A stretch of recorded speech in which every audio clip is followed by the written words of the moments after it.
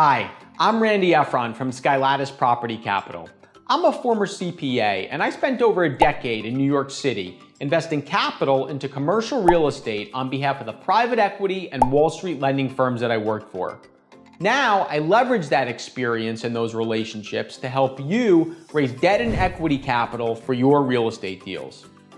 Today's episode is a continuation of my prior episode in which I started describing the dual-role private equity form of ownership for hotels and other types of commercial property. Let's talk about the different types of private equity funds that exist. Some private equity funds raise cash to acquire properties, execute business plans, and sell properties themselves. Other funds raise cash and then partner with third-party sponsors. Some do neither and simply invest in other private equity funds. There are other differences between funds that you should be aware of as well. For example, discretionary fund managers have the discretion to make investments without obtaining approvals from their investors after the capital is contributed to the fund.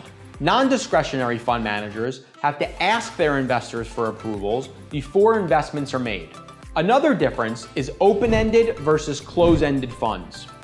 An open-ended fund has no termination date and capital can be raised, repaid, or transferred on an ongoing basis.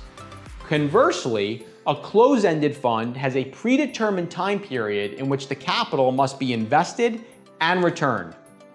Additionally, in a close-ended fund, there is a predetermined amount of capital that the fund raises, and once that threshold is achieved, no new capital investments can flow into the fund.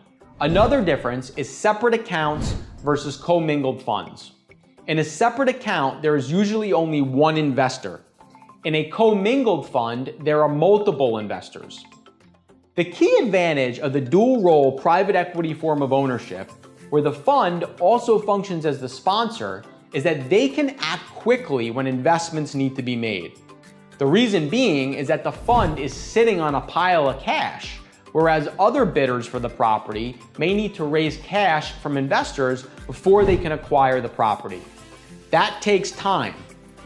One of the downsides of this structure is that all of the investments that the fund makes are tied together within the fund. Since the fund manager's compensation is largely based upon the performance of the fund, one bad investment can bring down the overall performance of the fund and hence the fund manager's compensation. Similarly for investors, if the fund manager of the fund makes bad investments, the investors have more capital at risk rather than just investing in deals on a deal-by-deal basis.